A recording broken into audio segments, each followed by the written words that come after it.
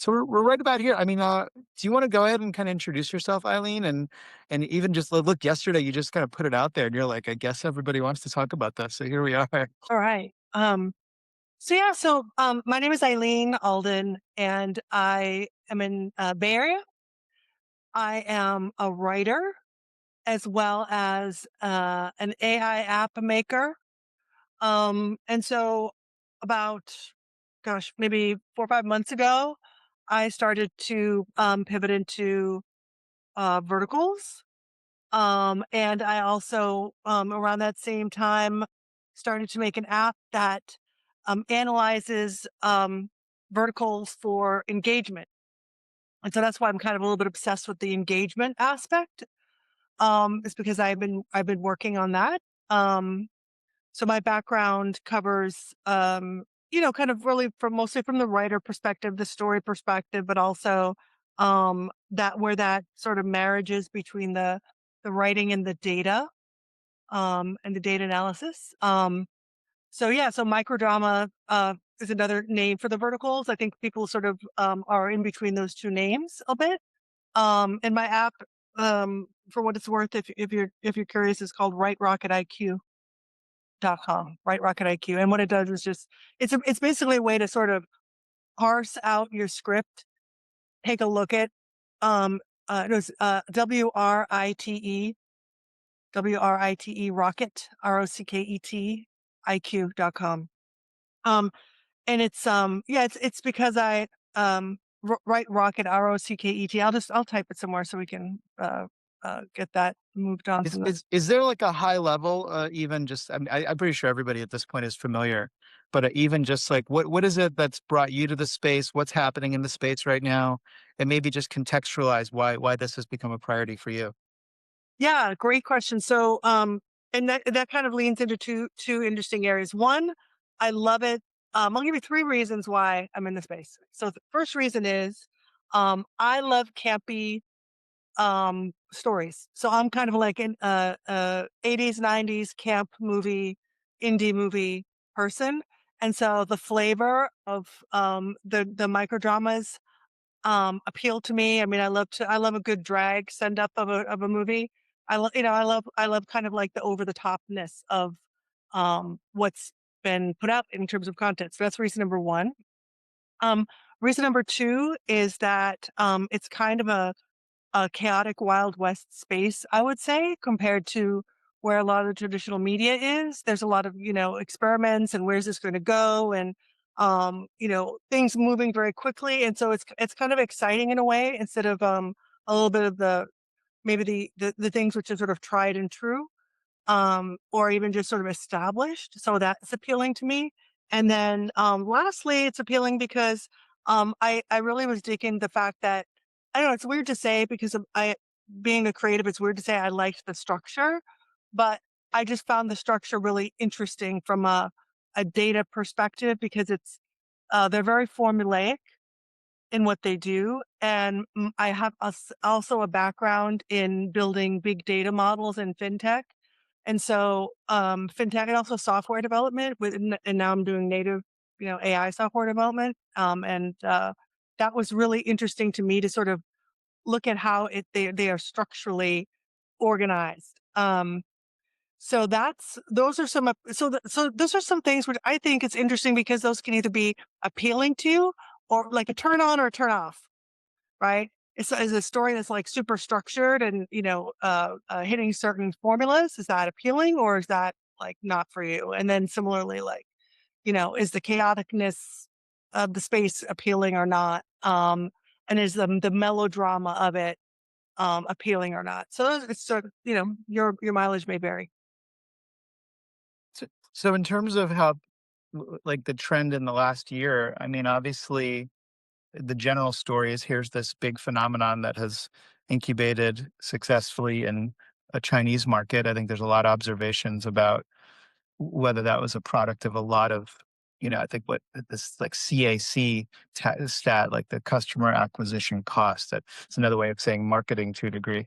So whether all those things are relevant, I'm just saying the point is that here's this thing that's making a massive splash. And it's interesting, you're in the Bay Area. A lot of us are in LA or in other more media capitals, and it's clearly a trend. I think, and again, I just flagged in the chat. If there's other people today that want to sort of take us to other sides of the front lines, that's the purpose of this. This is really a freestyle session. Trying to avoid the shilling. If anybody just wants to come and sell something, this isn't that setting, but I think we're trying to share and learn together. So if other people want to chime in, please do. But from that perspective, I mean, what is it that's happened in the last year?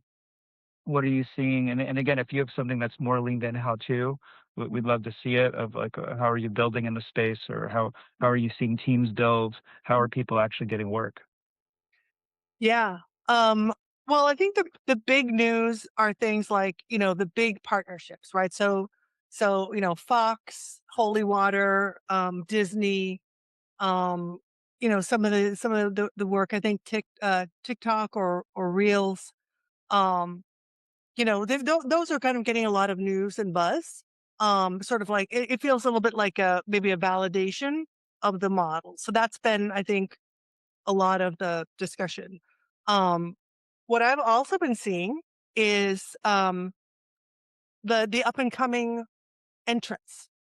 So especially with my app, I see a lot of the newbie platforms and or producers getting into the fold. I think that is super exciting. I think that there's very low barrier to entry. As you mentioned, right, marketing is a big deal to get that initial visibility and discoverability. Um, Everyone spends on basically on TikTok and Meta, but there's just there's OTT apps, right? Which is sort of like an out of the box platform that you can get stood up in, I think, a matter of weeks, probably, right? That you can get your own streaming, I mean, mobile, app, monetize your app, put your content on there. The question is, how do you get people to see it, attract them to it? The current model is kind of a freemium type of a model where you put, episodes and ads on social, and then you click over when you convert someone. If you get them interested enough in the cliffhangers and the content, then you click to watch the rest of the story. So this model, if you imagine it, you say, well, is it as a producer or a platform, a interested person, I can just set one of those up. I can literally do the same thing. Um, and so that's got me like just super excited. Um, there's a lot. If you just go to search online, you can find the apps. I like the only one that comes to my mind that I know there are others. So I'm not trying to. I have no experience with the out of the box apps, by the way. So it's not like an endorsement, but I know that one is called InnoCrux, and I know that there are others. But you basically can set that type of app up. Um, and so, that's also just fascinating to me. Like, why doesn't everyone have a platform and putting their content out in this mechanism, in this way, this model that's been established? Um, and it's I think it's a competition for that discoverability, just like a lot of social is. And I think it's also interesting. It parallels kind of like the indie creator economy, right, on socials. It's kind of it has interesting parallels to me about that. How do you get discoverability? How do you get enough views and interest for people to find your content or ad spend, right, on the platforms? Um, so yeah, I don't know if I answered your question, Fred, but that's kind of what I've been seeing over the past. No, no, that's great. And if other people have questions, like this is that type of let's kind of keep learning together. Great. Can I mean, I? I guess like what, and again, please raise your hand and don't just start talking. And there's a tool to raise your hand if you can't. I can't see 76 people on a chat. Thank you. I'll come to you one at a time. I was just going to try to continue and maybe complete one thought of yours.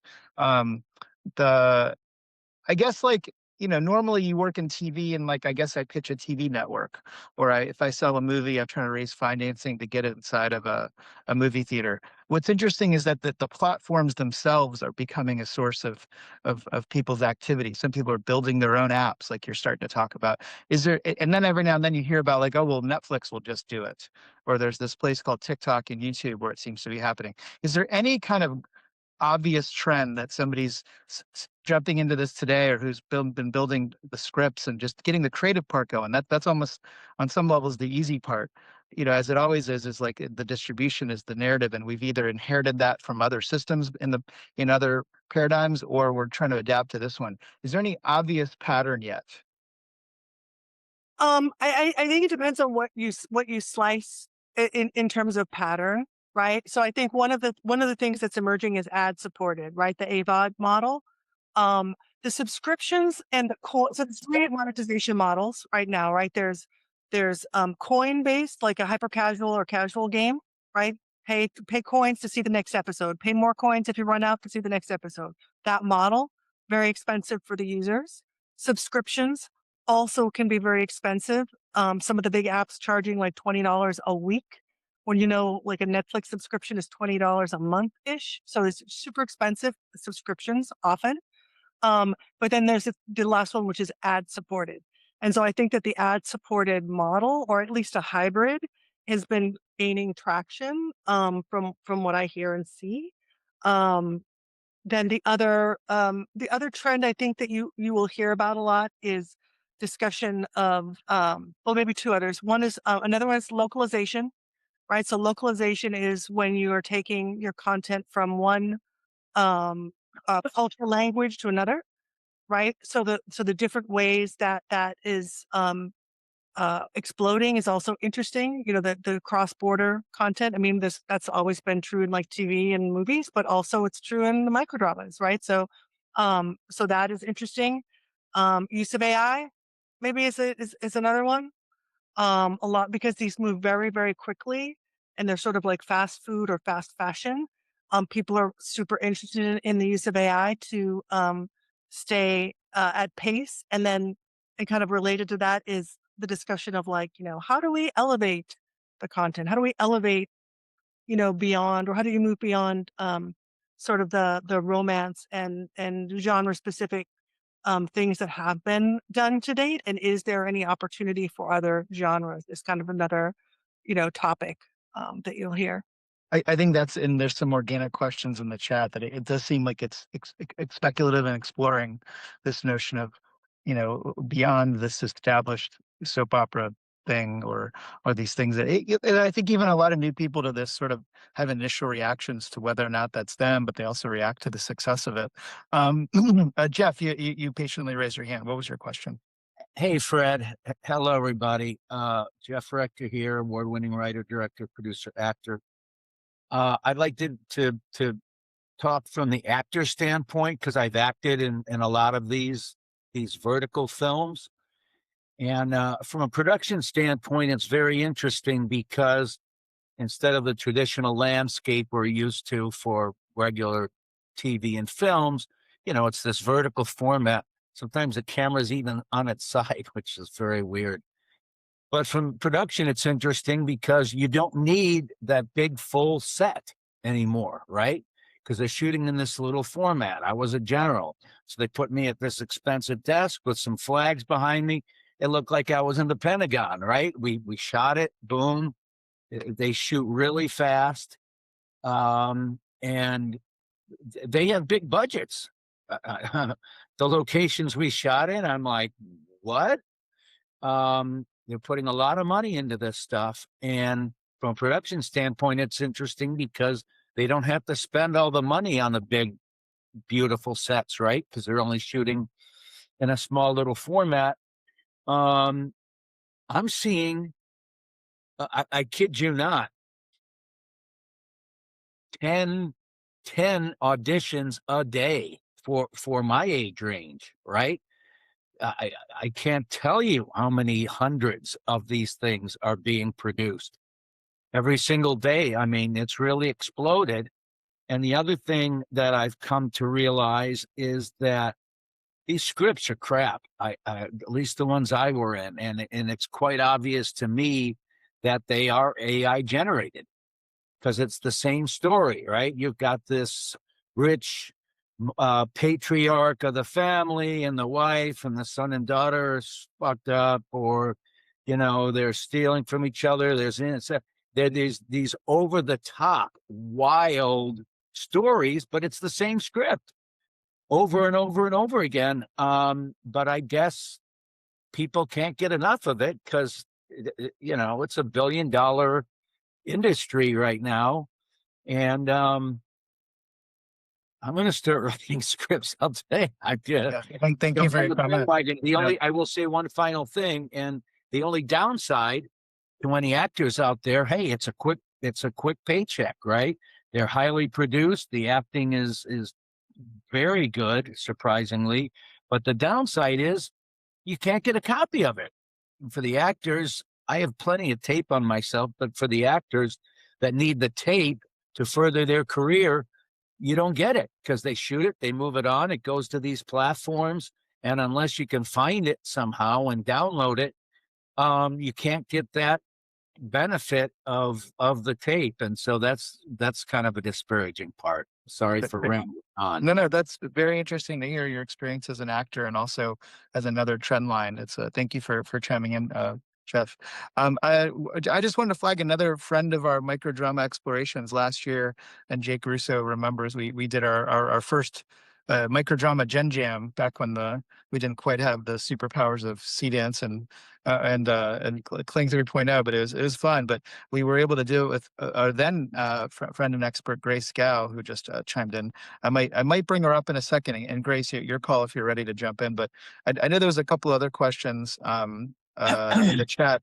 Libby was asking, and curious if again this might speak to the speculative state of the genres, and looking beyond the established microdrama. Are you seeing trends with unscripted, for example? Are there, is that an entire category that the vertical video setting and that sort of cliff writing style of producing is coming alive for? I've heard like a chatter a little bit. I have not seen it yet, personally, but I know at MIP I did overhear a couple conversations on that. Um, I think people are talking about literally every genre and every slice, and how does it go to X? How do we do Y for the format? And I think there's also definitely a lot of discussion about those sort of patterns of repeats, sort of copying, et cetera, copy paste aspect, or how do we get past, the same tropes in the same format, or rather not the format, but the same content. And I think one word that of I guess cautionary tale is also Quibi. We hear a lot about the what happened with Quibi and how do you not repeat sort of the larger fail, if you will. So I think that there's personally, like from what I'm hearing, there's a lot of discussion about, yes, everyone wants to have more variety, more genres, more, more of all of those things, but also make sure that you don't fall into a trap maybe of, well, what is making these work? What's making them so popular and interesting to people? What it's in some ways, the romance has come maybe first and maybe other genres will follow, but also, just like independent content creators, some are very successful and some people don't get any traction, right? So I think it's my word of advice or whatever as I've kind of been deep in there is to definitely research, right, what makes them attractive and like, just this topic of engagement. Because as a writer, what I find is it's not enough to have a good story, right? You must also have engagement, you know, aspects, and you have to have these super short episodes because you're competing with the distraction of like a text message, or you are the second screen, or someone's watching you on their commute, or while they're doing their cooking or something. So it's an easily distractible space. So I'd say it's not enough to just say, oh well, these. It's not that these.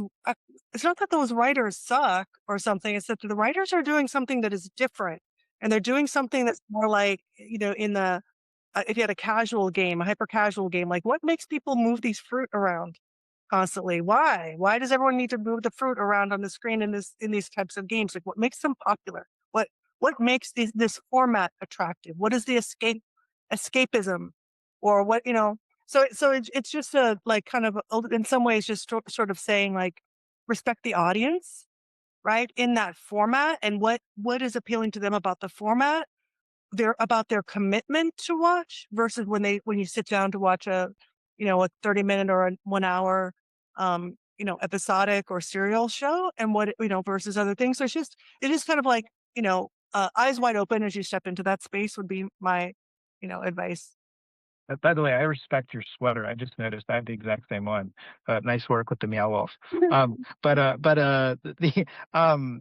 I mean, look, there's a few things you said in there that I'm curious if they connect with people. I know there's a couple of people in our crowd today that are talking in the chat, and I think whether or not they're driving and available, I defer to them. The Ant, I know, for example, you've been heads down in this space too. If you want to come up, let me know. But whether I do think my biggest learning as I've been adapting to this, and whether I react to someone like Jeff's observation of, like, his opinion of the quality of the scripts, it sort of overlooks maybe one key observation that may evolve over time as perhaps the audience in worlds outside of China evolve, is that it's more like Candy Crush than it is your favorite TV show of what the success looks like. It's more like something that operates on the dopamine kick of why me and my relationship with these tokens is what's happening, not even necessarily my attention in a narrative sense.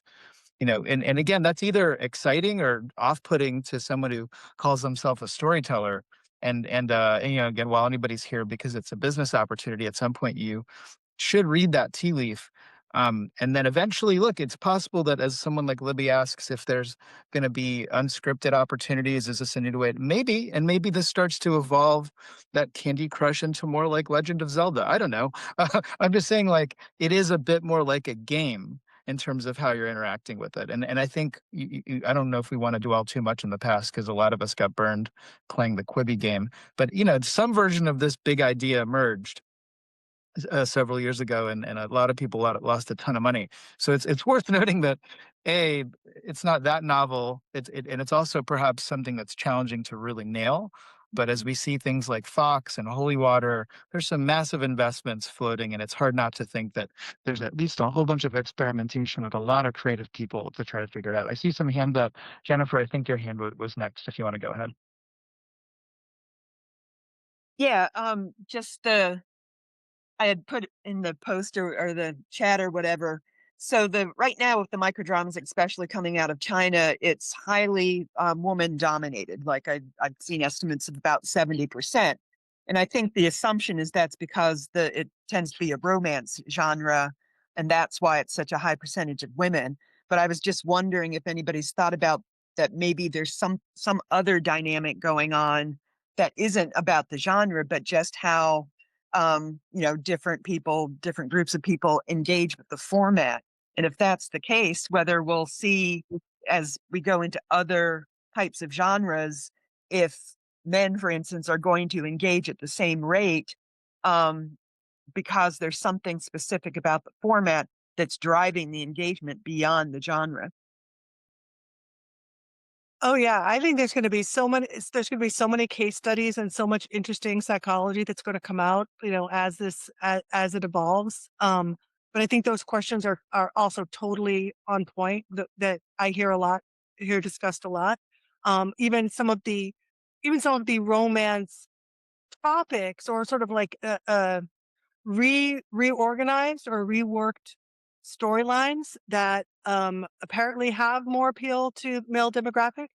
Um, that those are also emerging, and you can find them on the apps. You can find male protagonists on the apps, just not as much. But they do have sort of a certain cadence to them. I think that there are frequently um, sort of a "I was right all along" type of trope that has been a little bit popular with the male protagonist. I can't put my finger on that off the top of my head, but absolutely. I mean, that's part of what's exciting, is that there's some experimentation and trying to figure out what is the driver there. I think also lack of data, right? So in the space, that because these apps are all OTT apps that are private and proprietary, it's difficult to know beyond ad spend, right? You can see the ad spend that's happening. You can see also the apps publish oftentimes what are um the popular stories by number of views,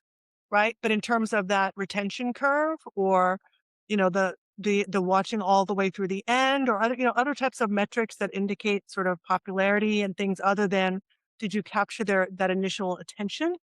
Um, and there's not a lot of data, demographics data. There's not like a Nielsen per se, right? That can track that right now. So also super interesting Wild West stuff.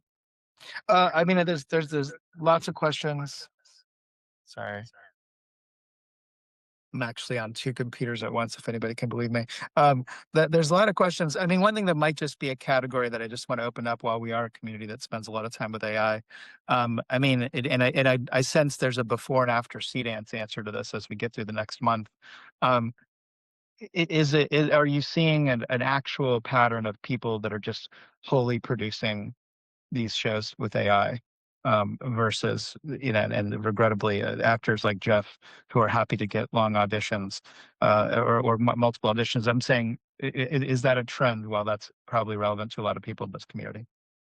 Yeah, I hear a lot about it, but I haven't been as tied in on the production side. So I don't know if other people have more anecdotes about how that's happening. But I will tell you, with the budgets as low as they are, what I've heard sort of generically is that there will be some aspect of AI just to get the explosions in there, get for VFX type of stuff, right? You'll get some kind of AI component.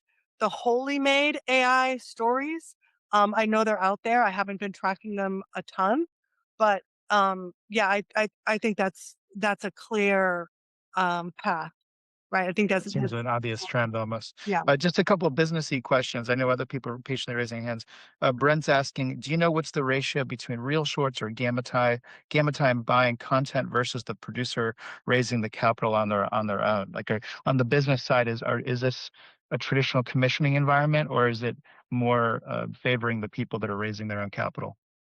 Yeah, so I know that there's a combination, but again, I haven't been that close on the producing side. So in terms of like a ratio, I'm not sure. But I will tell you the demand for content seems like unstoppable, right? Because it's that sort of fast fashion. It seems today, right? And again, could change, but today, much less about long tail in the IP and sort of buying some IP to then um to really promote, right? As a title, as a brand, there's just less of that and more of catalog, building catalog, because the monetization comes once you're in the app, right? So they just want a lot of variety, a lot of content in there, and a kind of a constant um, updating of that catalog. So, it seems like there's probably a variety of opportunities, and also just depending on, which platform you're going for. So I don't have a lot of detail, but the principle that's being applied is pretty clear. And I think I was mentioning on the chat that, like, one of the things I track is I just track the Reddit conversations, right? That are happening. And I mean, there's almost every day there's a Reddit conversation about how do I find a title about blah blah blah. Like, there's just this constant. What app is this on? Where has anyone heard of this story? I saw a few episodes and I can't find it again because there's not a lot of differentiation. There's just volumes of catalog. So if that sort of helps, like, the underlying factors, I think that's what's happening. By the way, I love what's happening in the chat, that people are sharing resources. I know Cliff Writing is a book that's come up a lot. That's a relevant text for this stuff. If any, like this Reddit channel you're on, please do share great resources like that. So everybody, Yolanda E, if you can mute yourself, I'm having trouble. It's Thank you. The yeah, Caroline, you have a question if you want to chime in. Yeah, let me unmute. Yeah, I think it may have been answered, but you said there wasn't much data. I'm interested in the age group of people that are engaging in this. I'm very interested in format and learning more about it. Yeah, I mean, I know that there's data collected. There's a couple of ways into the data. Omdia, OMDIA, I believe, they they produced quite a lot of statistics for MIP London. So I think they were one of the sponsors, and they put out a lot of that. So I'm not a sort of chapter and verse on the stats kind of a person, but I would say try there. Omdia, see what they have in their published. I think maybe they do a quarterly or annual report. That's one source. I know from the sort of the fans point of view. So again, there's not like sort of a like an independent audit type of, anonymous audit of data that I'm aware of across platforms. It's very, catch as catch can. So you can come in from sort of like which apps are popular, right? That type of a thing, versus a true research survey. So Omdia is one. Another one are the platforms like Vertical Drama Love and other fan oriented sites. If I think of a couple of those, I'll put those in the chat. But the fan sites, right? I know, for example, Vertical Drama Love has just put out a survey, and this, I'm not answering your question directly. I'm just trying to sort of give you some sources and what you might find. Right. Thank you. Yeah. So Vertical Drama Love has just put out, they do an awards, like I think in a yearly Oh yeah. award, right? And from what I was hearing, I think like tens of thousands of fans chiming in with their votes. So fan award zone. So there might be some interesting data there as a resource. And I've also I've also seen some interesting data aggregated on another site called I think it's called Vertical Drama Jobs. So they're publishing not only job postings or job listings, but they're also posting some content. They're kind of aggregating, links to things. And there's one more that escapes me. I'll try to look a little bit later and put it in the chat. Thank you. Yeah. And thank you, Eileen, so much. I was texting a little bit with you and for jumping in, and Fred for organizing this. I was on a very interesting microdrama webcast just yesterday, and then here we are again. So yeah, it's very exciting, and I can see how AI will start to get, if it's not already, embedded there, will be. But it's a very interesting, exciting format, and I can see it. Well, it already is a trend, but I can actually see it just growing because, once one group starts and they start talking and more content for more people. Yeah. Great. Thank you. Thank you so much. Thanks for the question, Caroline.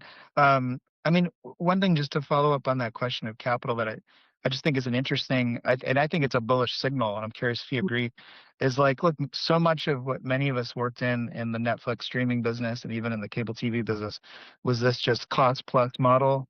Another way of saying work for hire, which is, the ownership rights, unless you were a British production company that created a format first, or a foreign company, we're rarely on the table for somebody with a big idea that wanted to put it on TV or make a streaming product. And I think it's interesting to think that there even is an avenue where someone who has the risk appetite to create a library or create a platform.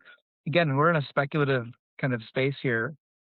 It's hard not to imagine that the typical powers at some point wield their way, but it's exciting to think that it's possible that people can have ownership again, that people might actually have some kind of real estate in their creativity in a way that I think most of us have been numbed into, like not even thinking that's an option with the way Netflix pays people. I don't know if that's a question. I just want to follow up on that point. If you have something to say about that, but I was going to also flag somebody had a question about deals for writers. Eileen, did you have a comment on what I said, or should we ask the writers deals question? No, I feel the same way. That's what I like about this fact that the space is so chaotic. It's kind of a pro and a con, right? Because things haven't quite been standardized, but also, things haven't been standardized, but also that's an opportunity, right? So it's kind of like it's kind of painful to try to navigate, but it also means that things are still being, patterns are being formed, and if more ownership is part of that, um, could be amazing.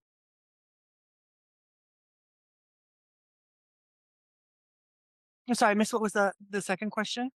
Sorry, yeah, I muted myself. Somebody had a question. A few people said, I want to know the answer too. Libby, you were asking, what kind of deals are writers or creators, starting to expect if they're bringing a fully written series to the table? Is there any pattern that will inspire somebody that's going to go ahead and speculate writing something? Yeah. So, what I've learned, and I'll also give a shout out specifically to Isabel Drian. Isabel Drian has a book, sort of like how to write a vertical in 10 days or 21 days or something along those lines. She'll kill me for not remembering the title, but there's Isabel Duran in the space is one of the primary educators. I took her incubator. I can recommend it for people who are really interested in getting into the space.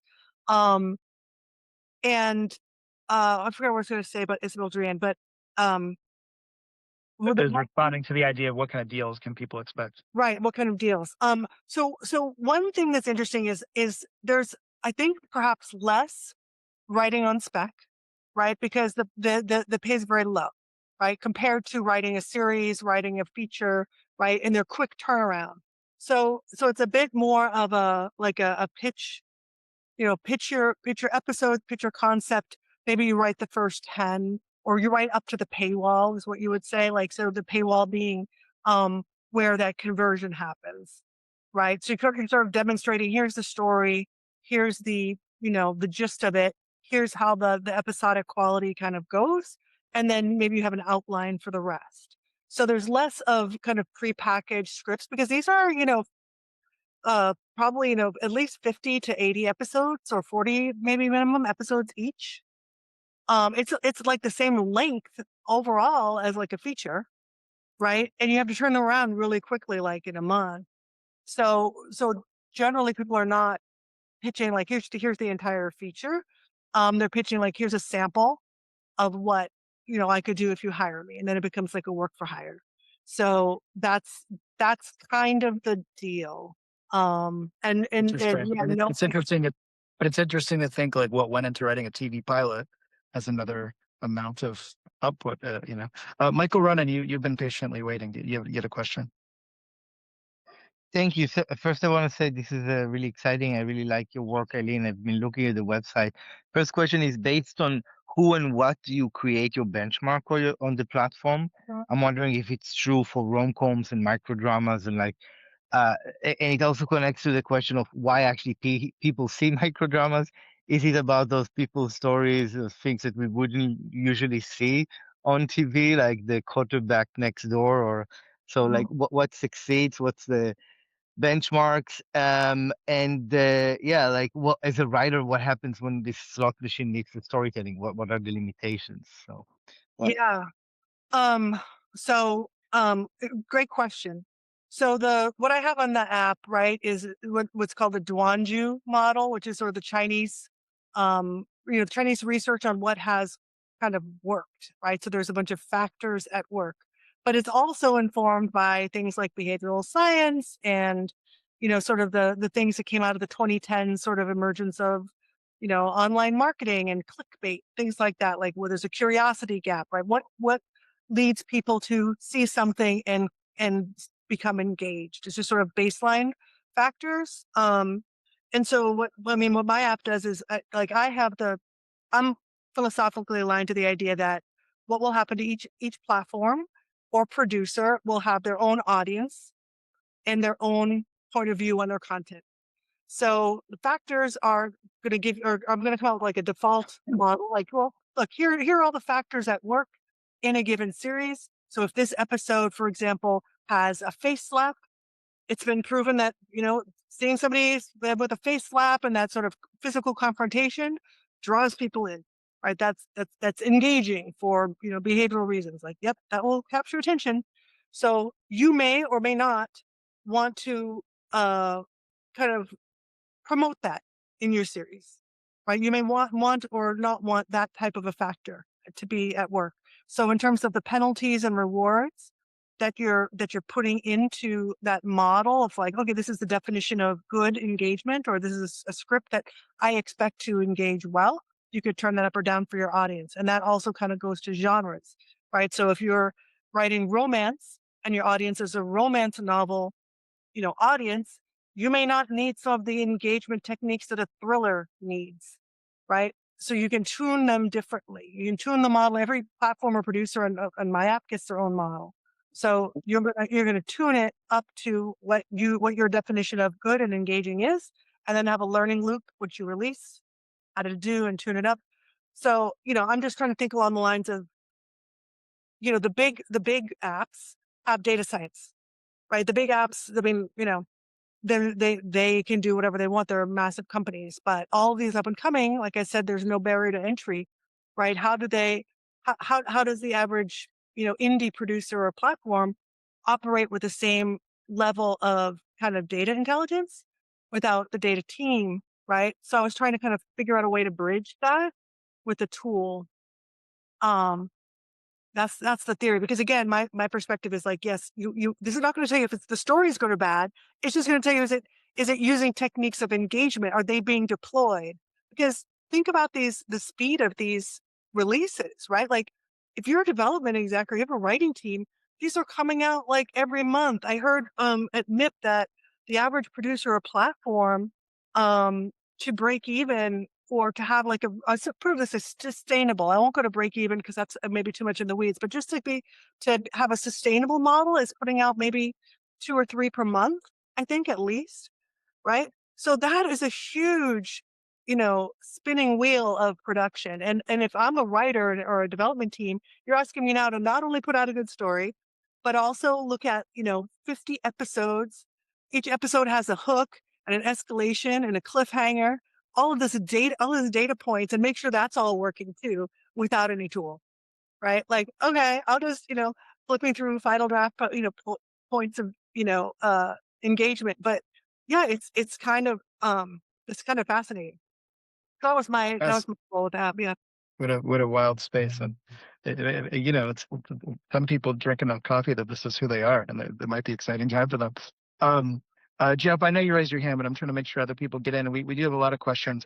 Sure. Larry, I think you had you're the next hand up. Yeah, I think it's more of a motivational statement. So, years ago, I wanted to be a film producer, and I jumped in to be a PA, and now I produce movies.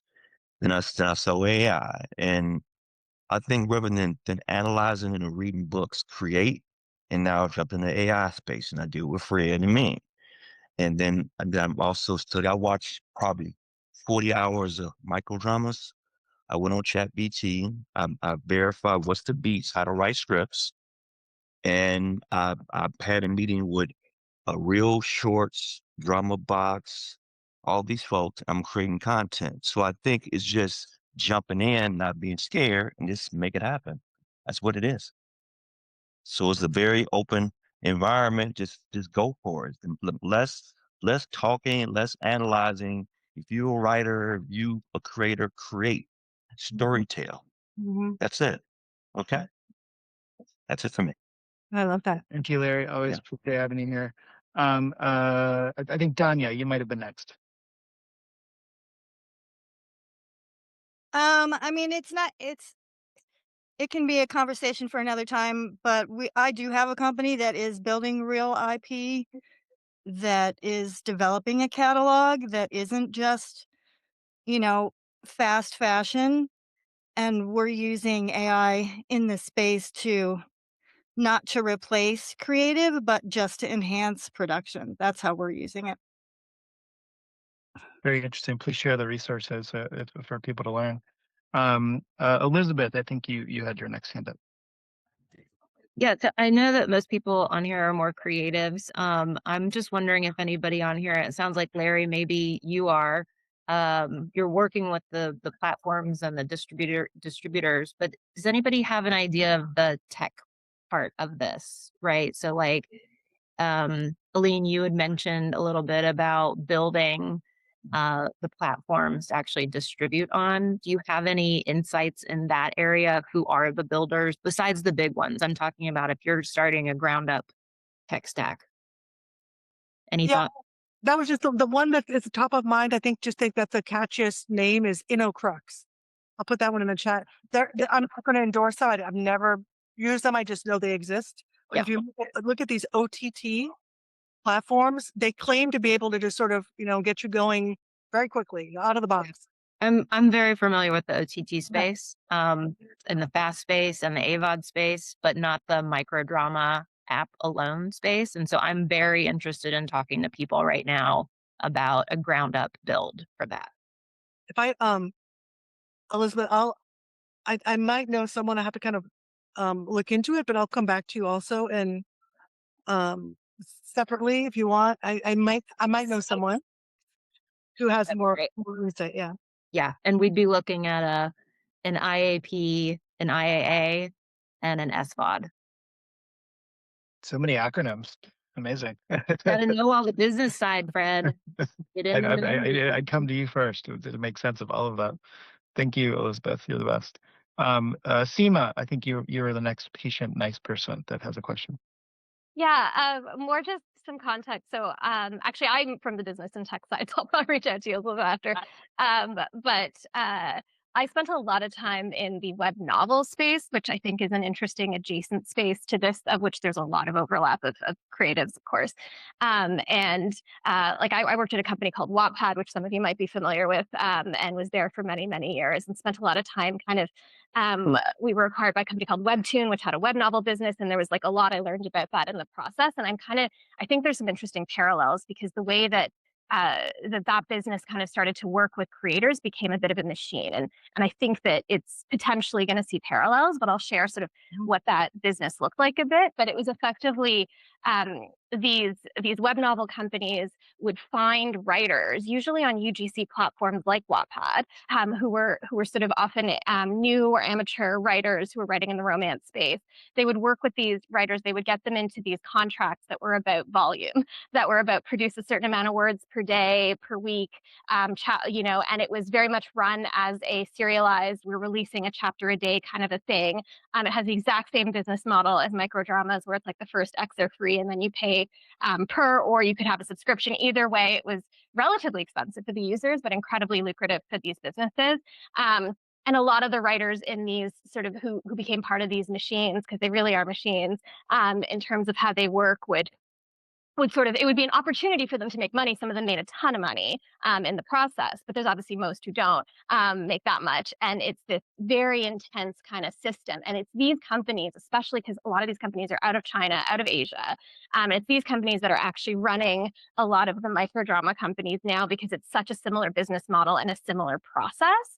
The piece that to me is super interesting is more because I was at Wattpad and sort of the sort of product and internet world I operate in is very like user generated content and how that shifts everything. Mm-hmm. And so that to me has been interesting because I don't think we've quite been there yet because the AI models we're seeing today are not quite at the level that you can get really decent enough, long enough content that can compete in this microdrama space. But I'm really curious if anyone else is seeing this because I am on TikTok all the time and I see these like full microdramas, like we're talking like tons and tons of episodes that are entirely AI generated. And I can tell they're made by studios right now, but like you can also see a lot of regular people also making these and just they're maybe not as big and as long and as popular, but like they're starting to get there. See Dance, I think, has actually enabled that a bit. I see them on TikTok just scrolling. And like if you're just getting the regular microdrama ads, you start getting these ones too, where it's just like yeah, it's just these like very classic microdramas, but it leans into what AI can do well. So you'll have like more fantastical things like Medusa hair and like I don't know mermaids or whatever, like just stuff that may be harder to produce otherwise. And so it's been just interesting to me to watch like as I'll call them independent creators start to come up and like and do storytelling this way in a new way. I'm just really curious like how that changes the sort of media space of this, but also like just what's possible in terms of storytellers who can tell different stories and so on. So I'm curious your take on this, Eileen, and anyone else. Like I'm just curious. No, I love it. I think that I am so also curious about that. And that's why I kind of feel like there's a parallel with indie content creators on social and the way that that people have been able to build a brand or kind of around themselves and their own individual content. But again, it's sort of like as the cost of production goes down, then the cost of making sure that you can be discoverable goes up. And how do you as an indie content maker make yourself discoverable, right? What does that cost? What effort goes into that? I think is the other part to solve. And maybe, I don't know, maybe that's another question to be solved because I think right now there's potentially a mismatch, right, between consumers finding the content they want, right? What's their ability to find their stories versus who's paying for ads, right? I don't know exactly how that gets solved, but I think once it starts to get solved, like, let's go. Game on. I think that if I've heard some smart people often say that as much as we all rightfully and ask about distribution after creativity, the implied part is discovery. and maybe AI fixes it. It seems to be good at recommending things. Who knows? Aunt Neely, I'm glad you raised your hand because you've been commenting a lot, and also you're making microdramas. So I don't know if you want to tell a story about what you're doing and what your journey's been, or if you just have a question. You're welcome to be as shy or boastful as you want. I'm happy to do it either. I'd love to share any experience or knowledge with you guys that might be useful. My wife and I made a 40 episode sci-fi hybrid microdrama. So using Act Two voice actors to drive the thing. And we're actually 30 episodes in release. We've got 10 more days. We're doing it each day. And I had multiple conversations with companies that reached out to me that were trying to get into this space, moving away from the traditional romance type thing and looking at different things. So that might be of interest to people. We ultimately decided to release it more of a calling card to see if we could, build a bit of momentum for us. And also because I do feel like for all of us as content creators, I think having your name out there and your voice out there is so important. There's going to be, as you were saying a minute ago, there's going to be a mass of content is going to come out, and it's going to be really, really hard. It's just going to get harder and harder to get discovered. So if you give your thing over to Real Short or whatever, you're not really branding yourself. So I think there's a branding exercise. That said, I come from a creative background and don't necessarily understand that world quite as well as I should. But I just thought, yeah, we've been through this. I've had some really interesting conversations.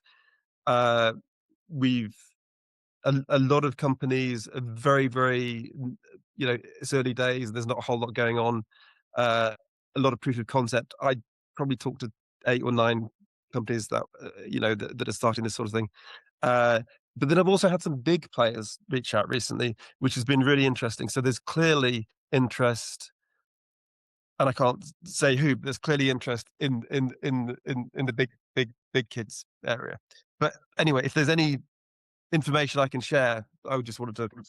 No, I'd like to leave you up as people have questions, because I think you're coming at it from your point of view, having experienced it. I mean, I have a question about it. Jeff, you have been the most patient now with your second question, or perhaps comment. But what were you going to chime in with, Jeff?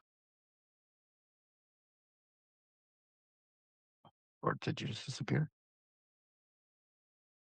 I think you're on mute, Jeff. Oh, I don't know where you just went, and I hope I didn't accidentally delete him. Put them back in. I thought I was bringing them up. I guess like the obvious question to ask you, and then in tandem with both of you, is look, as someone who didn't just wake up today and discover media, and your first stop is microdramas. You're in a transition. There's a way to tell stories in long form. There's a way to imagine making money off that. It's in what some people are quaintly referring to as the legacy system. What are you going through as a journey as a creator, Ant? What are some big revelations that came with applying yourself to this format? I mean, I think there's the technical constraint clearly. So I'm just getting a question about merging audio. I'm going to hit OK and hope it doesn't go away. There's the technical aspect. Clearly the tools are not quite there for consistency. We ended up building in the lack of character consistency into our story. Clearly you can't do that each time. The rate things are moving is really fast. So the difficulty you have as a creator is you get to the end of the season and you look back and you know what, I could do this better now because of the whole new suite of tools. But at some point you've just got to release and get the thing out. And then I come from quite a varied background, but I've done a lot of screenwriting for many, many years. And figuring out how to work and tell stories in this truncated format. For anyone who's thinking about it at first, and same with framing, at first I thought it was going to be really actually quite constraining. It's actually really good fun because you've got to really think outside the box. You've got to really problem solve. When it comes to framing, you're not looking through a window, you're looking through a doorway. When it comes to stories, it's more like the old reels in the olden days we used to have when they were, 10, 12 reels at the cinema, and then it would run out and they'd have to change a reel. So at the end of each reel, there'd be a cliffhanger. So it's more, as we were saying earlier, it's more thinking in that process. But also, I'd like to encourage people to think yes, cliffhangers, but also try and think of how can you stretch that narrative in a way that actually makes sense over a whole season, as opposed to just focusing on getting the cliffhanger. Because I think that I genuinely think we're going to see people move into this space. We're going to see the Christopher Nolans at this space. We're going to see people do really, really, really interesting storytelling, and perhaps people are already, and I'm not seeing that. Um, but if you're Yeah. thinking about getting into it, it's really interesting. Yeah, I will second that. I also maybe just add that as a writer, I thought I am finding it freeing, right? Because it moves so fast, and because it is like I don't mind the fast fashionish aspect of it in a way, because when I know that it just has to get released and I just have to let it go, it's kind of freeing as a writer from versus sort of analysis paralysis, noodling on it for forever and ever and ever, with a million rewrites and things like that. So there's something also that I think it probably TV writers have a similar experience maybe of just kind of getting it through. But I also agree with Ant's point about you'll find some stories on the apps that are clearly optimized for just a single episode, and they don't analyze arcs. Like my tool will also let you capture multi-episode arcs. Like, did you give the person a little bit of catharsis and then you kept a new dramatic question evolving or not? Because that can be just maddening to have that sort of like now you're in a sort of a frenetic cliffhanger to cliffhanger to cliffhanger space. But I think what's also interesting is part of that, I think, is also where the creative is also being used for ads. And so there's also a tendency to lift out episodes to use as ads.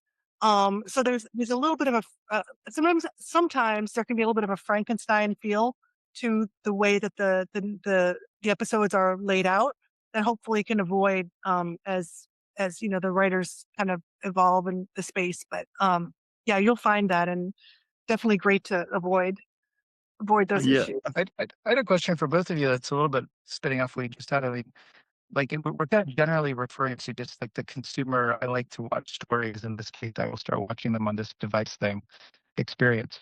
In terms of the other application for the business of someone pitching or developing or executing 40 by 1 episode series, are you seeing any other trends of like, is this another way that branded content thing is starting to operate? Is this another way that like a musician who's kind of like putting out an album, is this another way to tell their story as who they are as a musician, that they get, because it's this inherently internet native content format?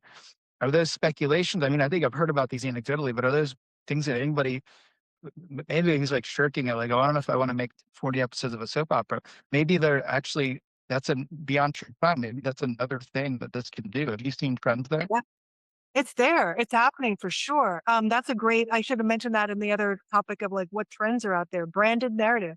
Branded narrative was a lot of talk at MIP, and I think the one that always comes to my mind is the Brooklyn coffee shop one, but it's just a little bit Portlandia ish and very episodic. But that's what I'm seeing also, or I'm hearing quite a bit as a great opportunity. And yeah, to your point, you wouldn't have to create 40, 50 episodes. It's a different structure and a different monetization, but could also be super interesting for people who want to get in the space. I'm just gonna flag that I put this on people's calendars as a 90-minute. I know I have to go in about 10 minutes. I can try to leave this open, but I am operating this from a car today, so I hope everybody can appreciate the human I am in the loop here. But I'm not suddenly cutting us off. I'm just giving us a time check. Alan Title, you had your hand patiently raised. Hey, thank you. And it seems like you know a bit about how these things the sausage is made, in terms of the microdramas. And so I wonder if you can comment a little bit on what tools you're seeing, what processes, workflows you're seeing in that production space, in terms of AI generation and how they process script and generate to edit. Thank you. Yes. Sorry. Sorry, could you go wind back? Give me that again. Sorry. I just How do you was getting do it? That's the question. How do you do it? Okay, How do you do production, like with okay, artists sorry. and workflows and teams? So started out, I wrote sort of I had the synopsis of what I wanted to do. It's a sister project to a movie we made years ago. So I started in the writing process, and then once I'd got about sort of 10 scripts in, and I write in conjunction now with LLMs. I didn't used to, but I'll write things and I'll bounce ideas back and question it. And I don't use it to give me final product. I use it as a sort of springboard, asking, I'm trying to do this, I'm thinking of this idea, and invariably it will send me down pathways I never thought I was going to go down. So I find that quite interesting, or a pathway I might have gone down, but it might have taken me 2 days to realize. It's just made me think of things in a different way. So asking it to help get the story out, as opposed to write the story for me, is the sort of basis for me using LLMs. And then moving into production, it was everything from it's a fairly traditional AI workflow, hybrid recording actors, voiceover and face for mocap, and running that through Runway. Act 1 originally, because Act 2 wasn't out there, and now Act 2 is out. Act 2 does mutate the faces a little bit. There's a cheat. Run it through Act 1, and then use that Act 1 video as the driving video with exactly the same images you used in Act 1 for Act 2, and that will give you the best of both worlds. And then I do interstitial and B-roll with Hailu, some in Runway. I'm pretty much tool agnostic. And then once I'm trying to think, I mean, I probably I can't. I'd have to look back to see how much I generated per episode. But clearly, then it's the process of bringing it into the edit, and then reversing things, cutting things, grabbing the. It's the journey we all go through, trying to get those little gems that we can use to build up. Do that in Resolve, and then I did audio in Logic. But it's very much. I guess one thing that might be interesting is I don't tend to work in traditional way where I generate all the footage and then I take it into the edit. I've got my script. I'll generate the first scene or the first segment. I'll bring that into my edit. I'll look at it, and then I'll readjust and reevaluate, because I'm like, oh, actually, I thought I was going to go here, but it makes more sense to go there. So it's very much a shaping process, if that I makes got you. Yeah, sense. we should talk about pipeline, but I won't get into it now. All right, Sure. Okay. All right, sounds good. Thanks. Thanks for the question, Alan. We need to be prepared for your closed. It's bad for the kids to watch your fashion. Just kidding. Dangerous man now. Jeff, I don't know if I accidentally deleted you or what happened before, but you have another comment or question as we start to wrap this up today. You're muted now. There you go. I'm still muted. I'm not sure. We can't hear you.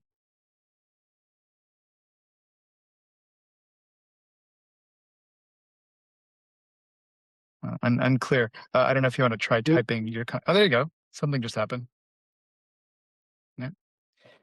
Well, while we're trying to figure this out, Fred, there's one thing I did want to mention.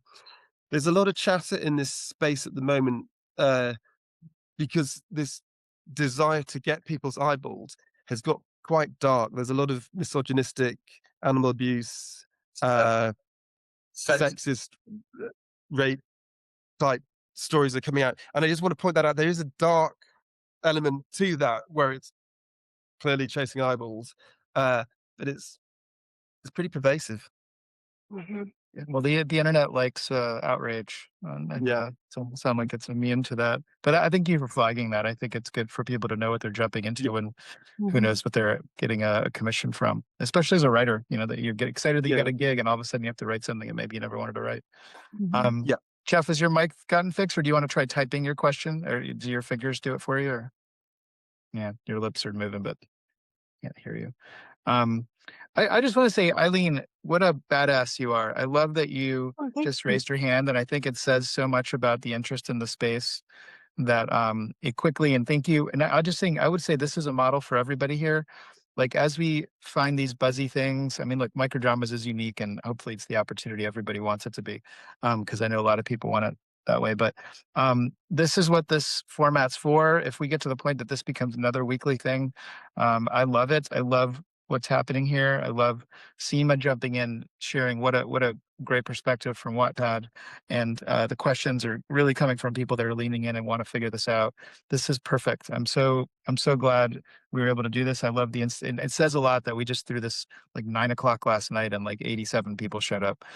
So kudos to you, to Eileen, to be that interesting. I'd someday I'd like to be that interesting. Thank you everybody for showing up. And Eileen, so anything you want to say is, I'm not sure this is what, maybe you thought you were just going to talk to like 5 people, but but it turned out to be more. Anything you want to sort of close us out with? No, I just say, I mean, I love, the point that was made earlier. I want to make sure I can't remember. Larry, I think, was saying just jump in. I agree. You know, I mean, there everything is changing. Audiences can be found that may not be there today. It's a moving target, as well as a moving, model. So, as long as you have the stomach for that roller coaster, I say, go for it, because I know nothing really that much more than you, other than I just threw myself in, right? So that's what you're hearing from me, is just sort of my read on what I'm doing, kind of day in, day out.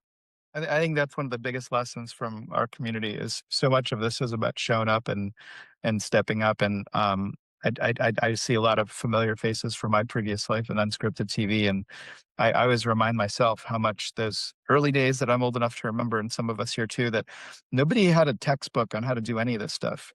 And that's either like a blockage for someone that likes to have clarity, or an opportunity for someone to make it up as we go along. And frankly, that's usually where the big entrepreneurial opportunities are hiding. So I encourage people to, if they have the speculative energy, to run into these fogs. But there's a lot of data. I'd say to someone like Evan Shapiro, I mean, he's a bit more of a shitposter at times, but he's been commenting a lot in this space a lot, and I think has got some pretty very, for his point of view, very sober statistics POVs on where some of the hype is. But also he ends usually his posts with like, but here's the part that's legitimate. There's the guy Hernan Lopez. Do you follow him? Um, I can send the that's everybody. There's another guy that's all about the data. Anyway, I think we just keep sharing resources here, guys. Thank you all. I got a lot smarter thanks to Eileen today. I hope some of you did, and I hope everybody has an Thanks. amazing Thursday. Yeah. Thanks for the forum. I appreciate everything that you guys do to give the forum to us to talk. So appreciate that. Awesome. All right. Have a great rest of your day, everybody. We'll see you next time.